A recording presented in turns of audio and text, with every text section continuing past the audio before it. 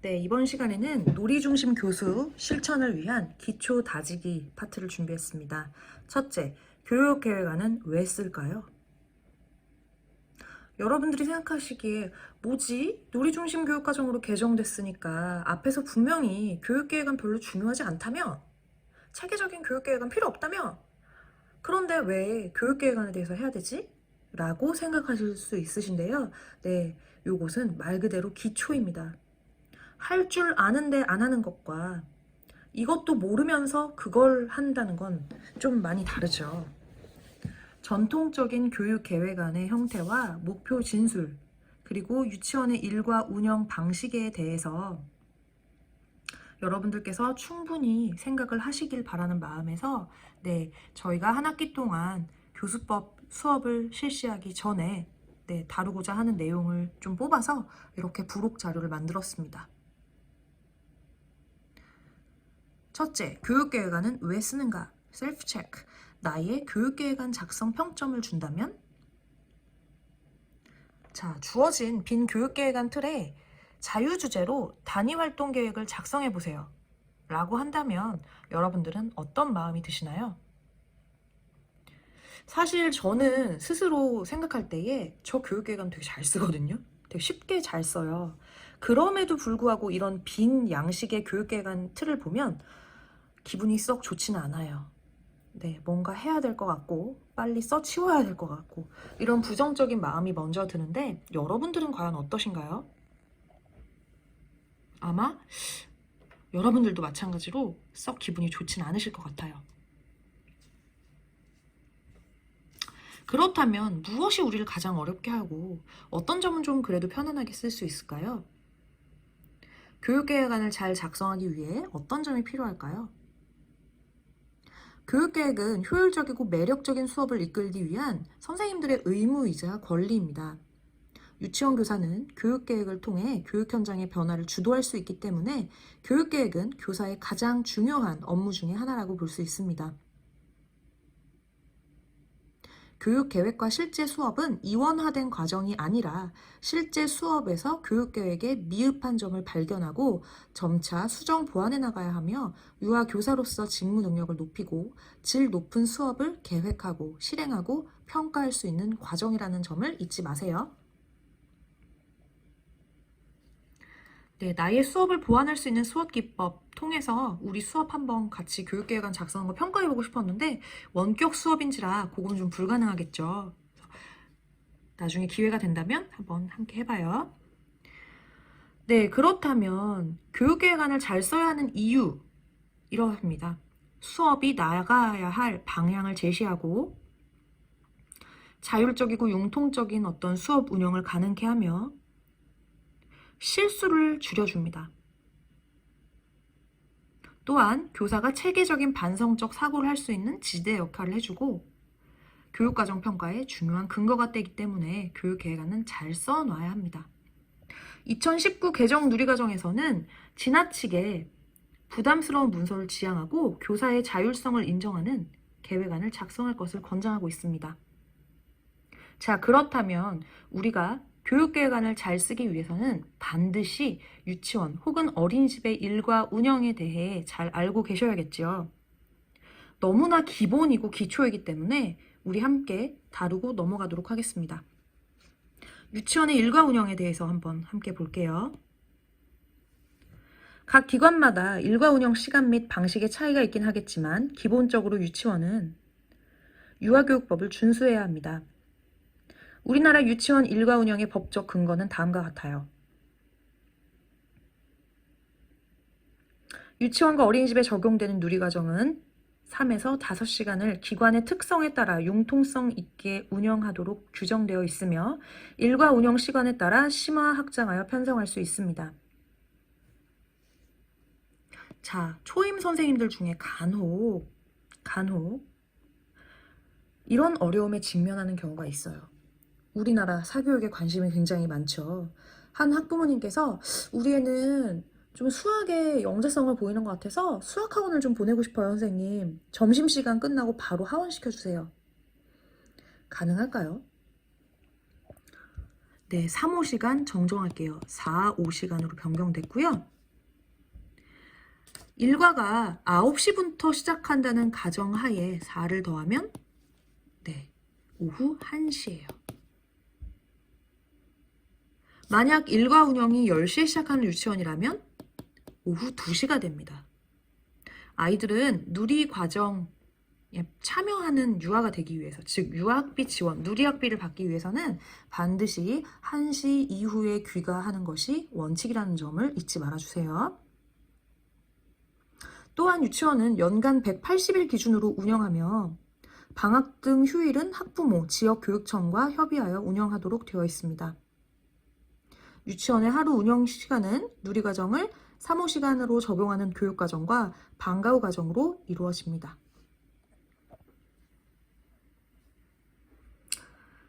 네, 기본적인 유치원의 일과 시간은요. 네, 누리과정 4시에서 5시간. 그리고 임용이 가능한 선생님의 근로시간은 8시간이에요. 그리고 방과 후 과정 같은 경우는 1시에서 5시 전후다라고 보시면 되는데 학부모의 사전 동의가 있을 경우에는 4시 귀가가 가능합니다. 4시간 참여가 가능합니다. 특히 이 방과 후 시간에 영어나 코딩은 금지되어 있습니다.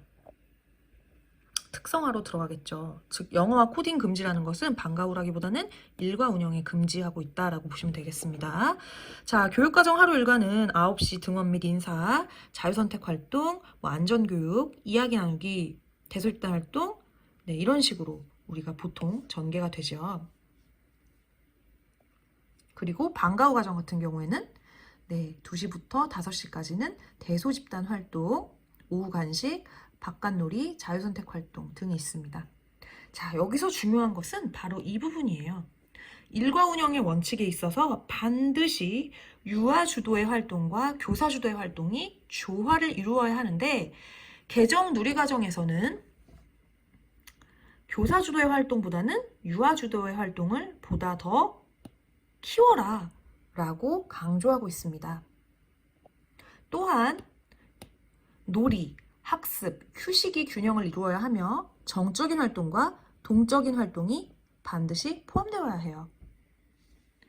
한 가지 유념하셔야 되는 것이 일반적인 교육과정 하루 일과에서 우리는 1일 1시간 이상의 실외 활동, 바깥놀이 활동 혹은 대근육 활동을 하도록 권고하고 있습니다. 아무리 미세먼지가 많은 날이라고 해도 교실 내의 수업보다는 아이들이 마음껏 신체를 움직일 수 있는 실외 활동, 즉 대근육 활동을 포함시키도록 권유하고 있어요. 이 부분을 꼭 기억하셔야 될 것 같습니다. 네, 간략하게 유아 교수학습 방법에 대해서 좀 살펴볼까 해요. 교수학습법, 여러분들 이미 3년 동안 충분히 유아교육과정 네, 전공 과목 다 숙지하셨으니까 교수학습법 다 알고 계실 거라 생각하고 저는 간단하게 네, 요약해서 우리가 배웠던 것들을 정리하고 넘어가도록 할게요. 교수학습이란 교사가 의도적으로 계획한 교육적 활동과 교육 내용을 의미하는 것으로 기능적인 의미뿐 아니라 인성교육도 포함됩니다.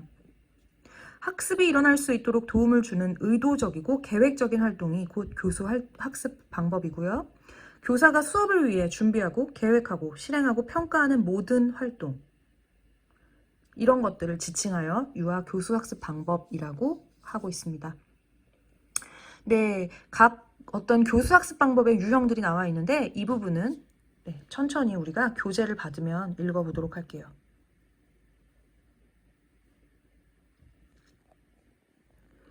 여기서 잠깐 질문. 개정 누리과정에서는 아동중심 교수학습법과 교사중심 교수학습법 어떤 것들을 중시할까요? 당연히 아동중심 교수학습법을 중시하겠죠. 또한 집단 규모에 따라서 집단 형태, 집단 크기에 따라서 분류가 되는데 대집단 활동, 이때 영아는 대집단 활동이 불가능하기 때문에 개별 활동으로 전개를 하고요. 중집단 활동은 10명 내외, 소집단 활동은 4명에서 8명이라고 되어 있는데 사실상 8명 정도 되면 중집단으로 가게 되죠. 네, 개별 활동 이렇게 이루어집니다.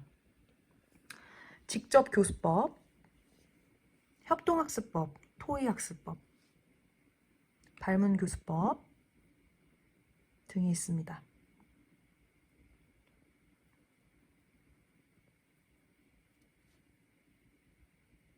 네, 제가 개인적으로 이 부록에서 가장 중요하다고 생각되는 파트가 바로 이 파트예요. 의외로 현장에 나오는 여러 선생님들이 이 개념이 좀 없는 경우가 많아요. 그래서 좀 볼게요. 왜냐하면 우리가 전공을 이수할 때 전공 과목을 배울 때는 유아 동작 교육, 유아 언어 교육, 유아 문학 교육 어떤 교육의 형태로 수업을 배우는데 실제로 현장에 나가서 활동을 계획하고 실천할 때는 활동이란 이름으로 표기가 돼요. 예를 들어 가령 어떤 선생님은 자유선택놀이 영역에 있는 언어 영역과 대소집단 활동으로 전개하는 대집단 활동으로 전개하는 언어 활동과 소집단으로 전개가 되는 언어 활동 이렇게 세 가지의 개념이 정립이 안 돼 있어서 일회교육 계획을 하실 때 굉장히 어려움을 겪는 경우를 많이 봤거든요. 그 세 가지의 활동 유형 모두 다르죠. 네. 하지만 똑같이 유아 언어교육 교과에 포함되어 있습니다.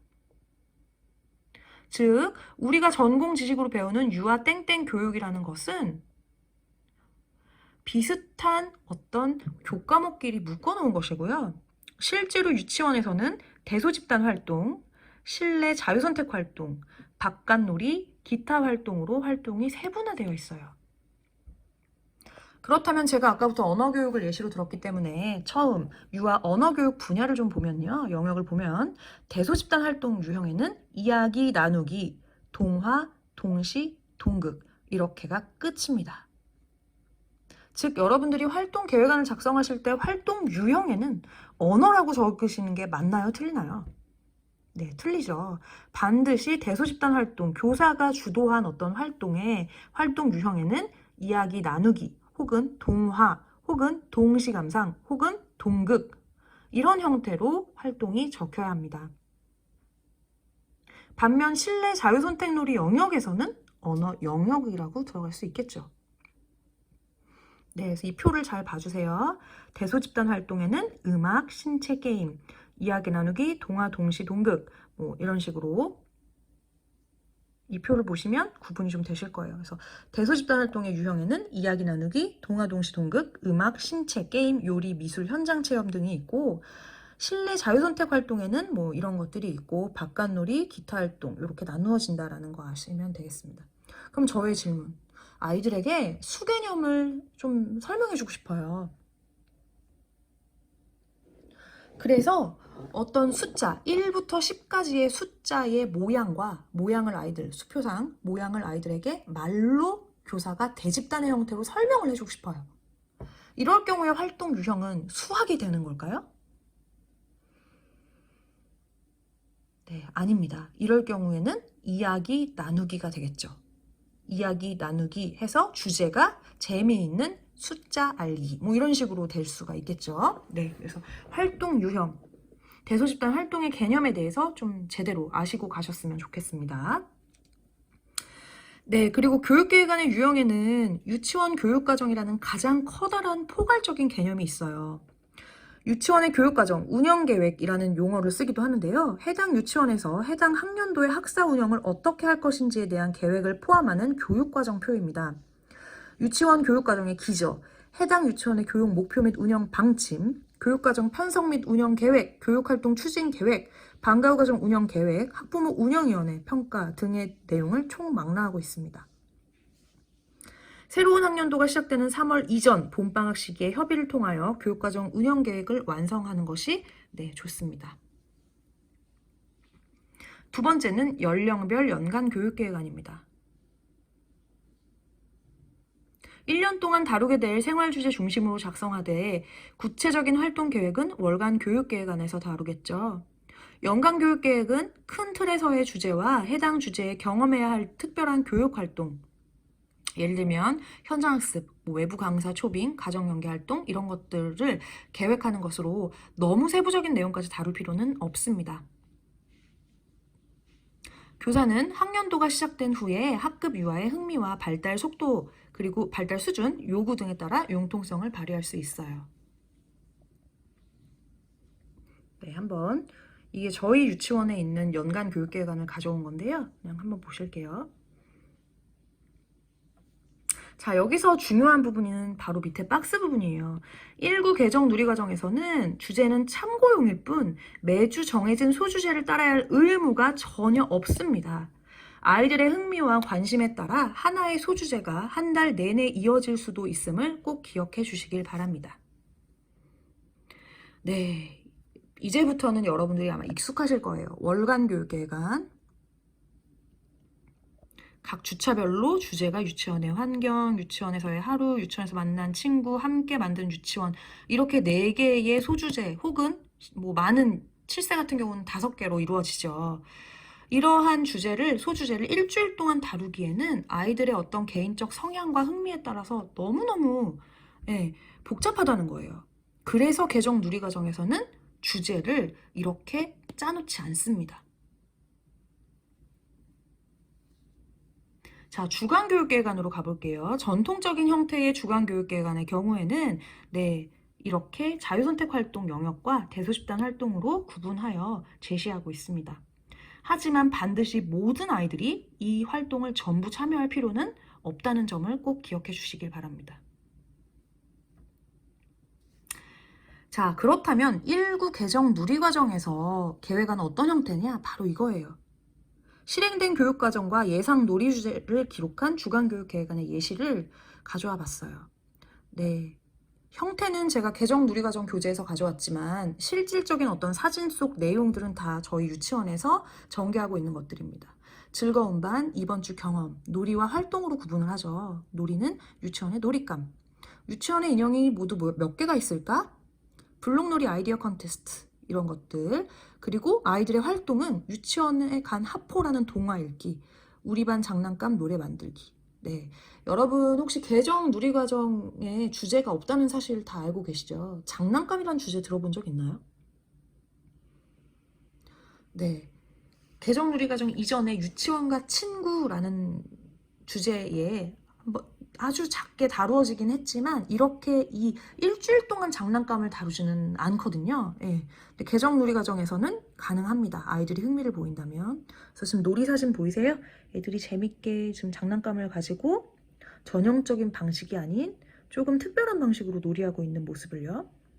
그래서 이번 주 유아들의 관심, 우리 교실의 놀잇감, 우리 교실의 블럭, 형님반 교실의 놀잇감과 블럭, 동생들 교실의 놀잇감과 블럭. 이번 주가 끝나갈 즈음 우연히 블록의 종류가 모두 다르다는 것을 발견한 아이들은 블록에 3개 관심을 갖게 되었대요. 유아들은 색깔이 비슷한 서로 다른 종류들의 블록들을 모으며 매우 즐거워했대요. 그래서 다음 주 예상 관심과 놀이는 교사가 생각하기에 여러 색깔들의 블록들, 그리고 무지개로 이게 확장이 됐어요. 다음 주에는 즐거운 반 유아들과 세계에 대해 탐색하고 놀이할 것으로 예상됨. 한 주간 햇살처럼 반짝이는 유아들의 즐거운 시도가 가득하길 기대해봄. 이렇게 선생님께서 기록을 하셨고요. 하단에는 학부모님들과 함께할 내용 해서 기록을 하고 있어요. 집에 있는 장난감에는 어떤 색깔들이 있는지, 색에 대해 이야기 나눌 수 있도록 안내하기. 장난감 블록, 유치원 관련 도서 및 자원을 기관으로 보내주실 수 있도록 안내하기 등을 기록하고 있습니다. 이거 한 장이 그동안 우리가 너무 힘들게 작성했던 교육계획안을 모두 포괄하고 있는 거예요. 네, 차이를 발견하셨을지 모르겠네요.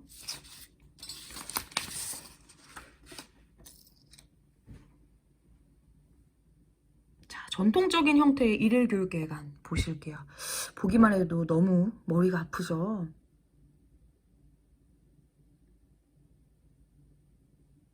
그래서 대개 유치원에서 많이 하는 실수가 하나의 양식을 가지고 필요한 부분만 수정을 해서 쓰다 보니까 한여름인데도 아이들이 외투를 벗고 뭐 어쩌고저쩌고 그런 내용들이 기록이 되어 있어서 대폭 수정하는 경우 제가 많이 봤습니다. 교육계획안은 항상 그 교사의 수업 역량을 평가하는 척도가 된다는 점을 잊지 마시고 아주 꼼꼼하게 잘 기억을 하셔서 작성을 하셨으면 좋겠어요. 물론 형태가 변화했지만 이런 형태의 전통적인 일일 교육계획안입니다. 네, 변화된 형태의 놀이중심 교수를 실천하는 일일 교육계획안을 저희 함께 작성해 볼 건데요. 이거는 지금은 원격 강의이기 때문에 불가능하게 하겠죠. 그래서 추후에 저희가 현장 강의 때 관련 수업 내용일 때에 다뤄보도록 하겠습니다. 단위활동 계획안. 여기서 중요한 것은 바로 이 활동 목표예요. 아무리 개정 누리과정이 되었어도 교사가 아이들이 관심을 보이는 어떤 특정 활동에 대해 목표를 진술하는 것은 꼭 필요한 일입니다. 그런데 의외로 현장 선생님들께서 활동 목표를 제대로 기술하지 못하는 경우가 많아요. 어떻게 하면 활동 목표를 잘 쓸 수 있는지에 대해서 지금부터 한번 살펴보도록 하겠습니다.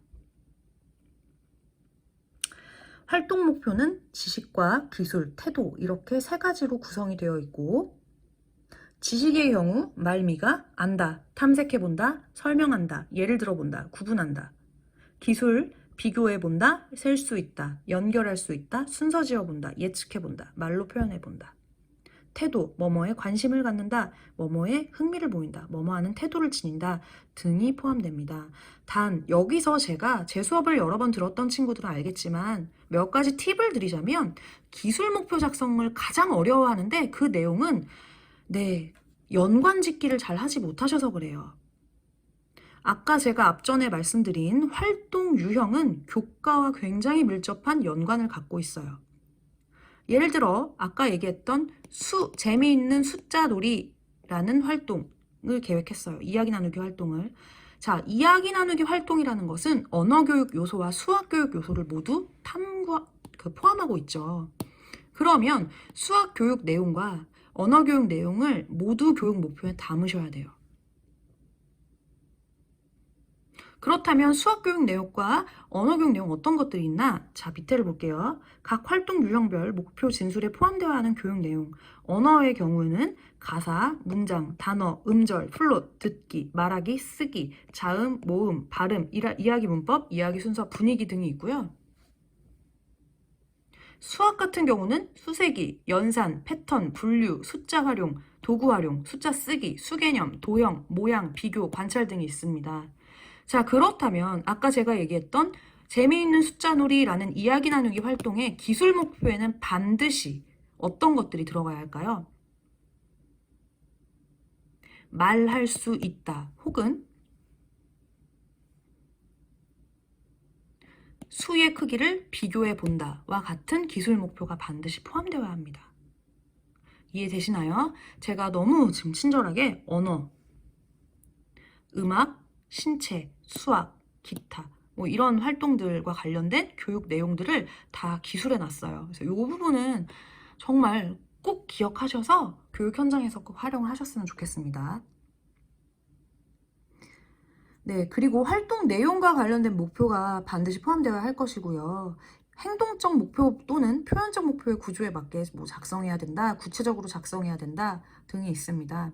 이 부분 너무 중요하기 때문에 제가 추후에 현장 강의 때 한 번 더 구체적으로 설명드리도록 할게요. 지금 혹시 너무 빠른데 이해가 잘 가지 않는데 싶으셔도 그냥 일단은 이 정도로 마무리하도록 하겠습니다. 교육계획안이란 이 모든 것들을 고려한 종합 예술이어야 한다는 점 잊지 마시고 꼭 기억해 주세요.